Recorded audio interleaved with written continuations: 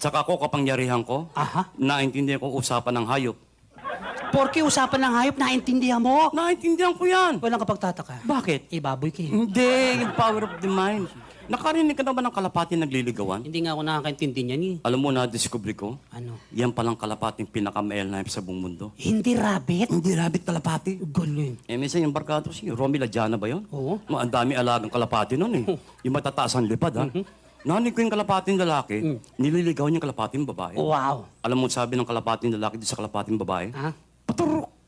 Paturok!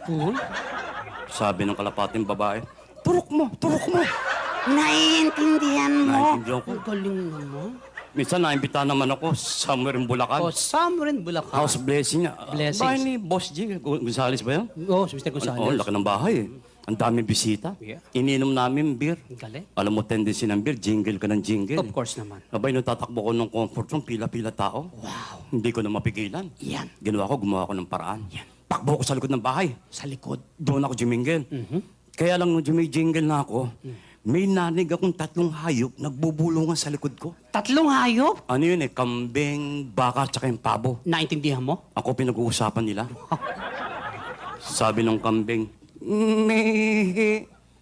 Mihi. Sabi ng baka, oo nga. Eh, anong sabi ng pabo? Yung pabo, ang laki, laki, laki, laki, laki, laki!